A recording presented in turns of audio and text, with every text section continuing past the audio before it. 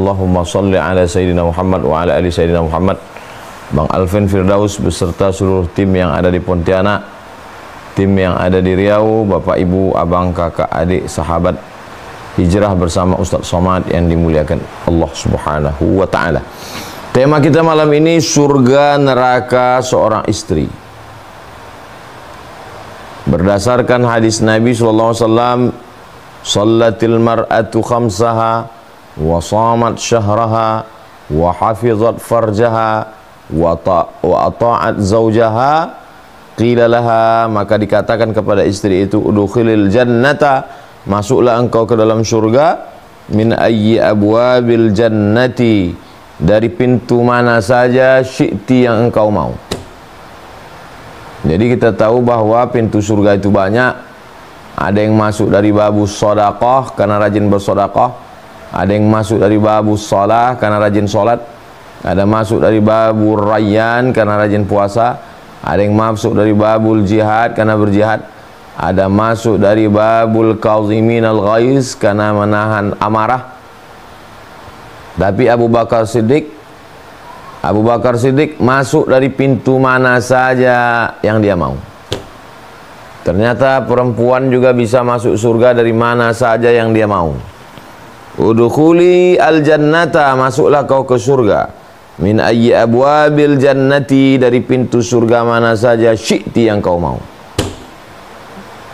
Jadi yang akan kita bahas ini adalah surga neraka seorang istri. Surganya dulu, lawan daripada surga adalah neraka. Berdasarkan hadis Nabi, innama huwa jannatuki wa naruki, suamimu itu bisa jadi surgamu, wa naruki, dia bisa jadi neraka. Hadis yang pertama ini kita bahas, diriwayatkan oleh Imam Ahmad bin Hanbal dalam kitab Al-Musnad. Yang pertama, Sallatil mar'atu khamsaha, salat 5 waktu. Adapun duha, tahajud, witir, qabliyah, ba'diyah, isyraq, awabin, tasbih, salat sunat dilaksanakan amat sangat baik. Tapi yang pokok bagi seorang istri adalah Sallatil mar'atu khamsaha, salat 5 waktu, subuh, zuhur, asar, maghrib, isya. Jadi kalau ada istri yang tidak sholat, otomatis fasakh. Nah, jadi kita ini pisau bercabang dua. Kalau dilaksanakan surga, kalau tidak dilaksanakan neraka. Yang pertama tentang sholat ini. Kalau dilaksanakannya sholat khamsaha, masuk surga. Kalau tidak dilaksanakannya sholat, maka menurut mazhab Hambali, Imam Ahmad bin Hanbal, orang yang tidak sholat itu kafir. Maka kalau ada perempuan yang tidak sholat, istri yang tidak sholat, maka otomatis fasakh. Fasakh itu apa? Kalau laki-laki yang menjatuhkan talak, namanya cerai talak. Kalau perempuan yang menuntut, namanya khulu. Laki-laki tidak menjatuhkan talak, perempuan tidak menuntut, tapi otomatis, automatically putus, namanya fasakh. Di antara penyebab fasakh adalah kalau perempuan itu atau laki-laki itu murtad. Na'udzubillah, na'udzubillah, na'udzubillah. Maka menurut mazhab Hambali, istri yang tidak sholat itu otomatis fasakh, keluar dari Islam. Nah, menurut mazhab Hambali.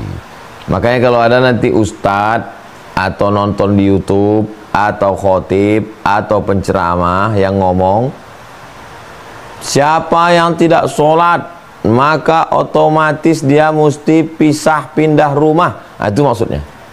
Menurut mazhab Hambali, perempuan yang tidak sholat otomatis fasakh. Begitu juga dengan laki-laki. Tapi karena pembahasan kita malam ini adalah surga perempuan dan nerakanya istri, surga istri, yang pertama adalah sholat. Bagi yang belum menikah, mencari istri, sholat. Bagi istri yang sudah punya suami, sudah menikah, jaga sholat. Jangan sampai tidak sholat.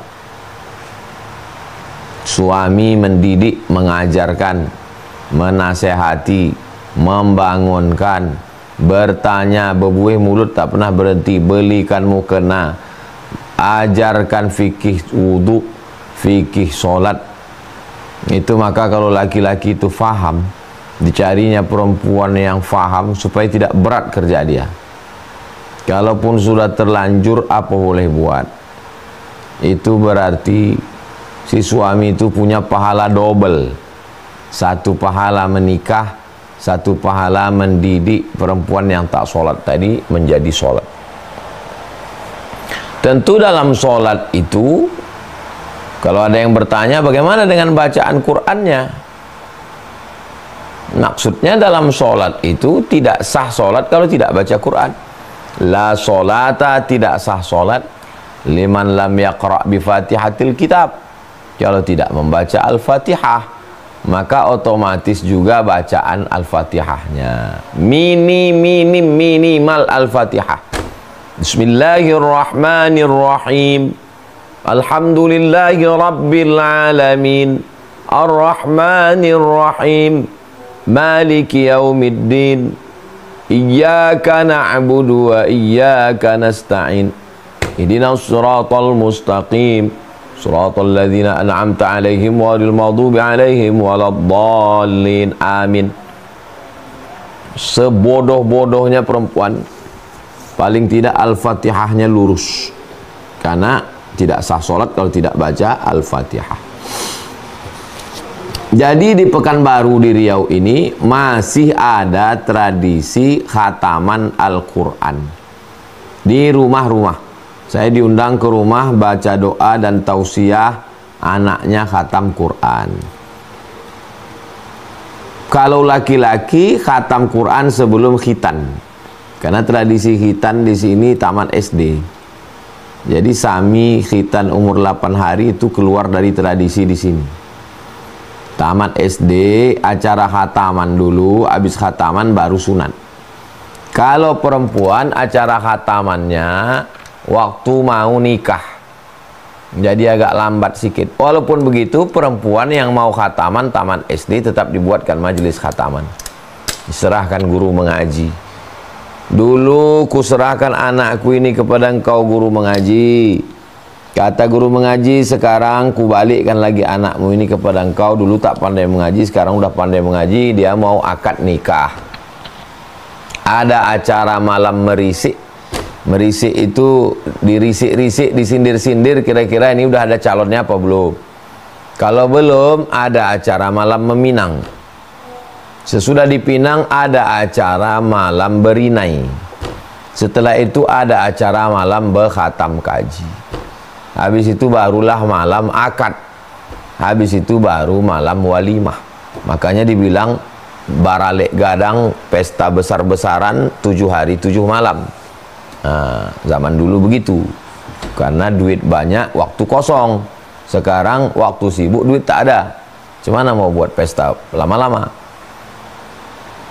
Nah, jadi perempuan sebelum menikah pandai membaca Quran, karena dia akan mengajar anaknya, karena dia akan membacakan Quran waktu hamil, karena dia juga nanti akan menjadi guru untuk anaknya.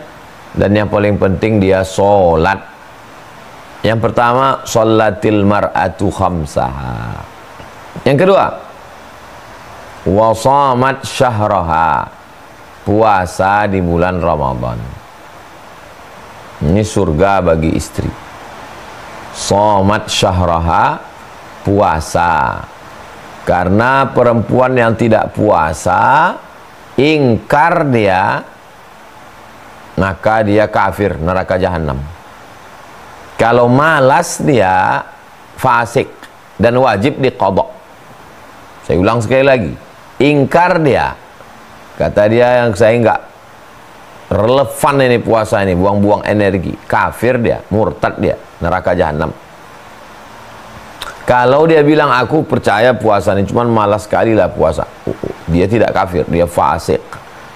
Tapi dia wajib mengqadha'nya nanti. Puasa yang tinggal-tinggal lama itu wajib diqadha', diganti puasanya. Faman kana minkum maridhan, kalau kamu sakit, aw ala safarin, atau musafir, jarak safarnya 82 km menurut fikih Islam Sulaiman Rashid, atau 88 km, sekian, 89 menurut Al-Fiqhul Islami wa Adillatu Syekh Wahbah Zuhaili, maka dia fa'iddatum min ayyamin ukhar, ganti di hari yang lain. Maka puasa ini tak ada tawar-menawar, karena dengan puasa itu mendidik dia menjadi perempuan yang amanah. Dengan puasa mendidik dia menjadi perempuan yang takut pada Allah, la'allakum tattaqun. Dengan puasa mendidik dia menjadi perempuan yang merasakan muraqabatullah, diawasi oleh Allah Subhanahu wa ta'ala. Nah, jadi yang kedua ini adalah melaksanakan puasa. Jangan sampai suami puasa, istri masak mie instan. Suami puasa, kalau dia puasa maka dia masak sahur. Kalau dia puasa, dia masak bukaan puasa, takjil. Kalau dia puasa, tak mungkin dia siang makan, dan tak mungkin dia memancing-mancing suaminya untuk melakukan yang tidak-tidak. Nah, jadi puasa ini nampaknya fardu puasa, tapi di samping itu ada pendidikan. Pendidikan ketaatan, pendidikan disiplin, pendidikan pengawasan Allah, pendidikan rasa takut kepada Allah. Nah, ini tentang puasa. Maka salah satu pintu surga bagi istri adalah puasa. Pintu nerakanya, ia meninggalkan puasa, menyepelekan puasa, anggap enteng dengan puasa. Puasalah kau bang, surgalah untukmu. Aku berat puasa ini. Maka suami bertanggung jawab di hadapan Allah SWT.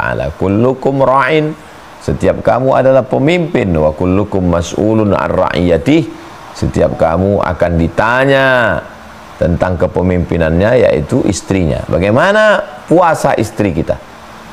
Saya mengingatkan ustazah supaya mengqadha puasanya waktu hamil mengandung suami, kemudian waktu menyusukan tahun pertama, habis itu menyusukan tahun kedua.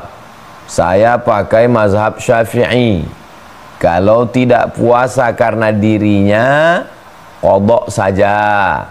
Tapi kalau tidak puasa karena ada unsur anaknya, anaknya lemah, anaknya sakit, ada unsur ekstern, ada unsur orang lain, unsur anaknya, maka dia kena double. Yang pertama dia puasa dan dia bayar fidyah. Itu mazhab yang saya pakai. Jadi kebetulan anaknya sehat, suaminya sehat. Yang tidak puasa itu karena ibunya, maka dia qadha. Saya anjurkan qadhanya hari Senin. Niatnya niat qadha supaya qadhanya lunas dan dapat pahala puasa Senin. Kemudian dia qadha hari Kamis supaya dapat qadha Kamisnya, dapat pahala puasa qadha. Jangan niat puasa sunat, karena kalau niat puasa sunat, sunatnya dapat, qadhanya tak dapat. Tapi kalau niat qadha, qadhanya dapat. Qadha itu artinya mengganti puasa yang tinggal-tinggal. Bagus bagi perempuan diet karbo, tidak makan nasi, tidak makan gandum, tahan diet berbulan-bulan untuk menurunkan berat, sebulan 10 kilo, 5 kilo. Ini menebus diri dari neraka jahanam. Enak puasa itu kalau kita sudah menikmatinya.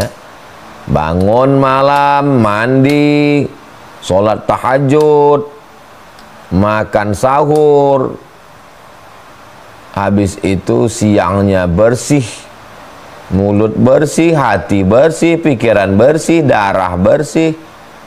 Habis itu makan buka puasa, insya Allah. Ini yang kedua adalah shamat syahraha. Syukur-syukur bisa istiqomah puasa Senin Kamis. Syukur-syukur lagi kalau bisa puasa Nabi Daud. Oh, nggak bisa Pak Ustadz, kami sibuk berat. Ya udah puasa Senin Kamis. Senin Kamis pun berat kali Ustadz. Ya puasa Ayyamul Bait 13, 14, 15. Yang penting diqadha puasa. Berikutnya yang ketiga, hafizat farjaha, menjaga kemaluannya. Bisa dia jaga kemaluannya, surga. Tak bisa dia jaga kemaluannya, neraka. Az-zaniyatu, perempuan yang berzina, wazani, laki-laki yang berzina, fajlidu kulla wahidin minhuma mi'ata jaldah, cambuk 100 kali kalau belum nikah. Kalau sudah punya suami, asyaikhu, laki-laki yang sudah menikah berzina, wasyaikhatu, perempuan yang sudah menikah, farjumuhumal battah, lempar batu sampai mati. Dimasukkan badannya setengah ke dalam lubang, ditimbun, lempar batu. Kenapa ditimbun? Supaya tak bisa lari. Karena dilempar batu, rajam namanya, lari dia. Tapi kalau ditimbun badannya, cuma mau lari sampai mati. Farjumuhumal battah. Perselingkuhan merajalela. Istri bekerja, suami bekerja, belum subuh sudah berangkat, takut macet.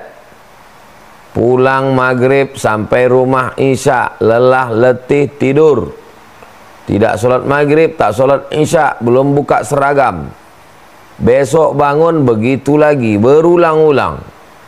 Satu kantor, satu ruangan, laki-laki perempuan tidak mahram. Berawal dari curhat, lama-lama merasa tenang, muncul nyaman, witing trisno jalaran suko kulino. Cinta tumbuh karena sering bersama. Tukar-tukar nomor, tukar-tukar gambar, tukar-tukar video, berakhir dengan perzinahan. Makan siang bersama, satu ruang bersama, satu mobil bersama. La tattakhidhu khutuwati syaitan. Jangan ikuti langkah-langkah setan.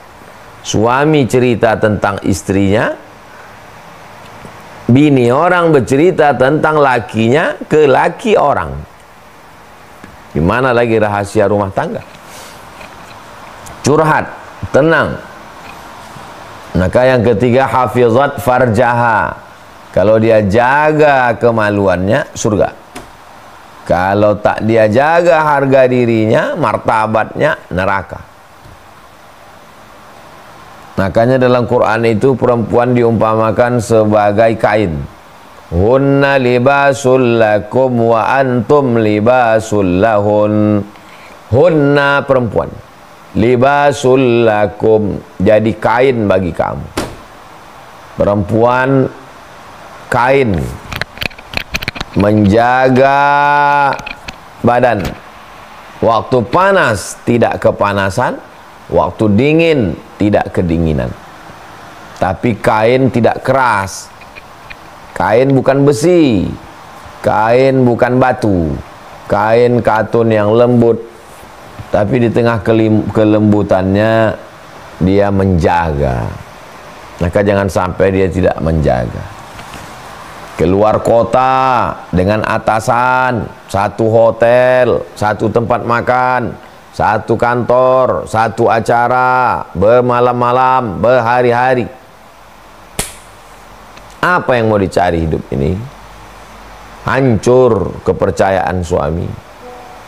Hukum zina di Indonesia baru dikatakan zina kalau istri melapor ke pengadilan.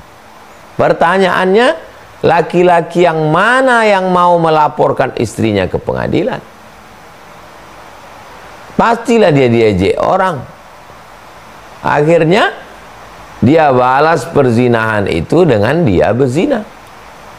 Si bini terdiam karena sakit hati, karena malu, karena takut.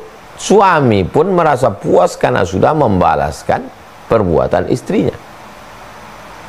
bohong balas bohong, tipu balas tipu, zina balas zina. Nauzubillah. Maka tidak ada jalan solusi menjaga kehormatan. Tidak ada laki-laki yang siap menerima perempuan yang sudah diobok-obok orang lain. Kalau ada laki-laki yang siap menerima, macam mana Pak Ustadz? Dua kemungkinan. Pertama, dia pendam, saatnya nanti meletup, meledak. Yang kedua, mungkin ya dia udah pasrah aja, tak ada lagi rasa cemburu. Tapi 1001 lah itu. Saya sudah banyak berjumpa, hanya menahan beberapa bulan, beberapa tahun, habis itu meletup, meledak juga. Karena laki-laki itu, jangankan tahu dia berzina, melihat istrinya reuni pun bergetar jantungnya.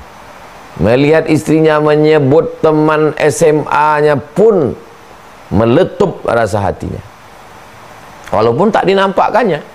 Maka jangan main-main api.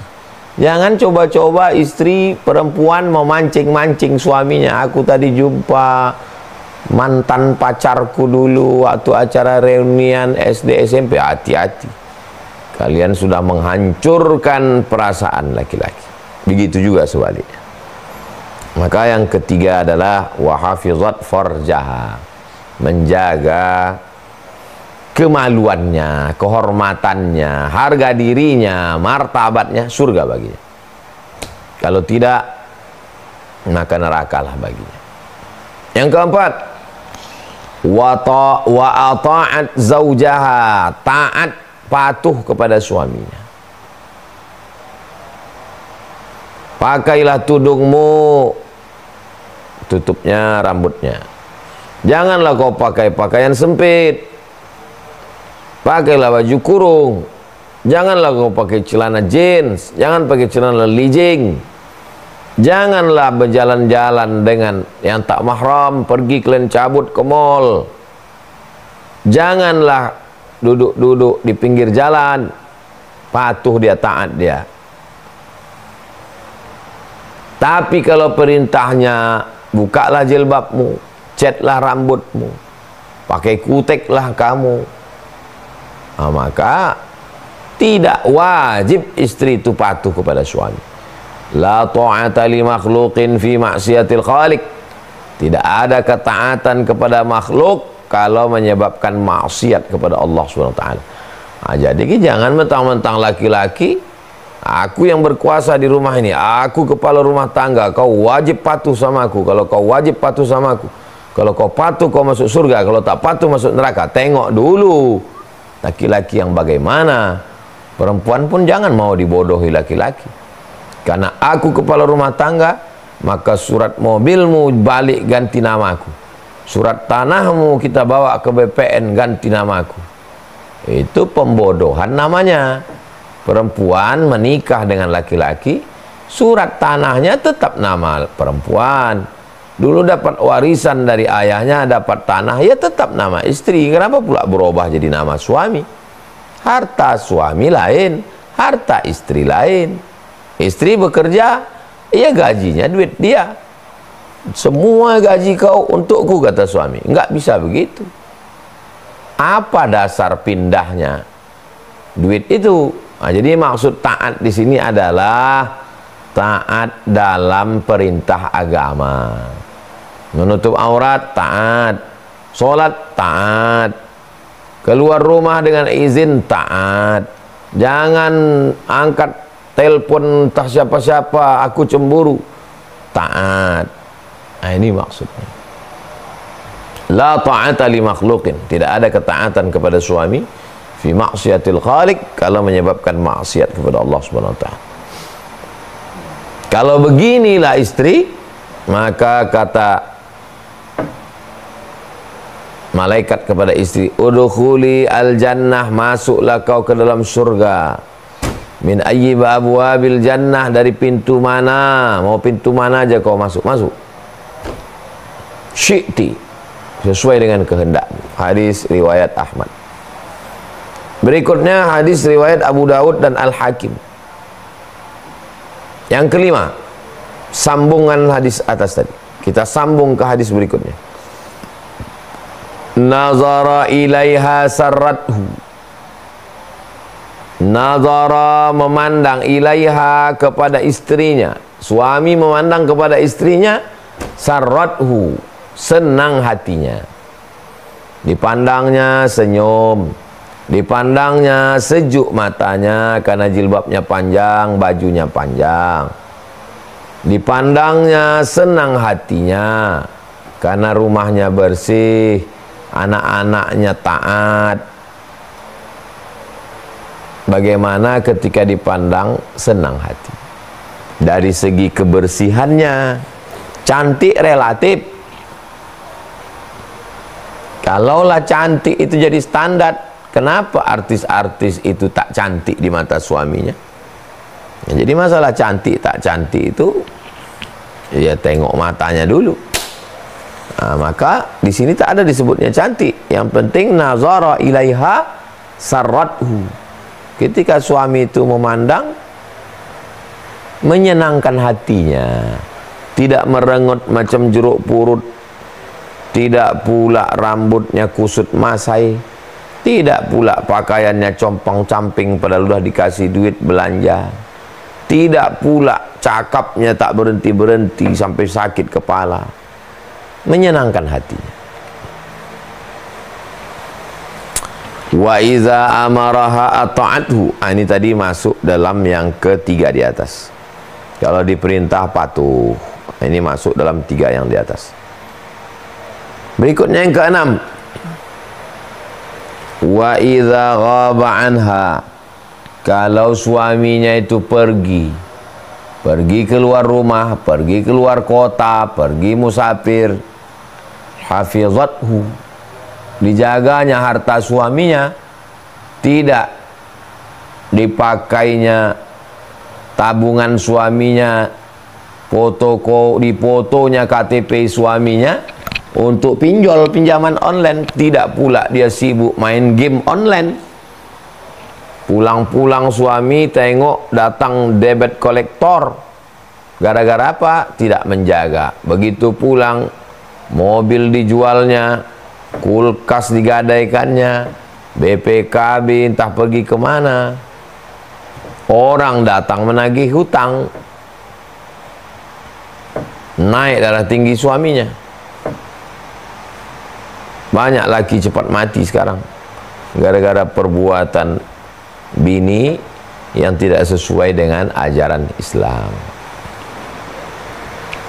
Kenapa banyak gugatan dari perempuan? Pernyataan hakim dan berita portal. Kenapa perempuan banyak menggugat?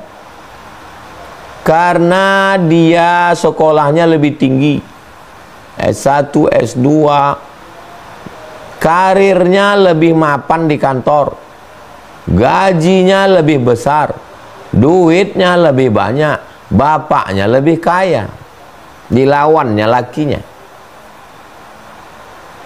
Padahal dulu dia yang mau nikah, katanya cinta. Padahal udah dibilang laki-laki itu, kau anak orang kaya, nanti sanggup kau dengan aku. Cinta bang, kata dia. Tapi ternyata dalam perjalanan, kau laki-laki miskin, susah, melarat, tak sekolah, kuli.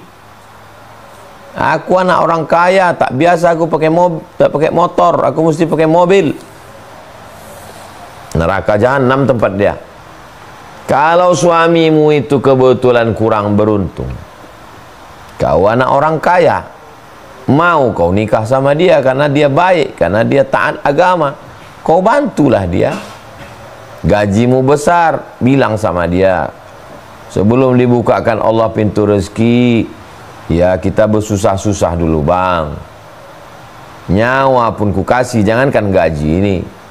Ini rumah bapakku, ini duit gajiku, ini semua ini, dan seterusnya. Itulah surga bagi seorang istri. Tapi kalau dia petantang petenteng, menunjukkan kehebatannya, menunjukkan kekayaannya, menunjukkan karirnya, maka neraka jahanamlah tempat dia. Jangan lupa Allah Subhanahu wa ta'ala mempertemukan orang baik-baik ini supaya bertemu dua kebaikan, lalu lahirlah anak yang baik-baik. Kalau sudah begitu cara memahaminya, maka si istri yang punya kelebihan tadi mengatakan, oh ternyata kelebihanku ini memang dikasih Allah supaya sempurna kita. Kau lebih sayangmu, aku lebih hartaku. Akhirnya bisalah mereka dipersatukan dalam kebaikan-kebaikan. Yang terakhir, yang ketujuh, al-mu'minun wal mu'minat ba'duhum awliya'u ba'd ya'muruna bil ma'ruf wa yanhauna 'anil munkar. Laki-laki perempuan saling tolong menolong. Kalau suami menolong istri, surga bagi dia. Kalau istri menolong suami, surga bagi dia. Kalau istri tak mau menolong suami, maka neraka bagi dia. Menolong dalam hal apa? Menolong menjaga lilin karena suaminya babi ngepet? Bukan. Menolong dalam hal apa? Wa ta'awanu 'alal birri wat taqwa. Tolong menolong dalam hal kebaikan. Wala ta'awanu 'alal ismi wal 'udwan. Jangan tolong menolong dalam ismi, dosa, wal 'udwan, permusuhan. Nah, jadi selama kita tidak menghasut suami untuk benci maknya, menghasut suami untuk benci adiknya, menghasut suami untuk benci keluarganya, itu namanya ta'awun 'alal ismi wal 'udwan. Semua dibicarakan sesuai dengan tuntunan agama Islam. Itulah 7 surga dan neraka seorang istri. Mudah-mudahan bermanfaat. 30 jam berlalu pengantar dialog kita. Barakallahu fikum. Wassalamualaikum warahmatullahi wabarakatuh.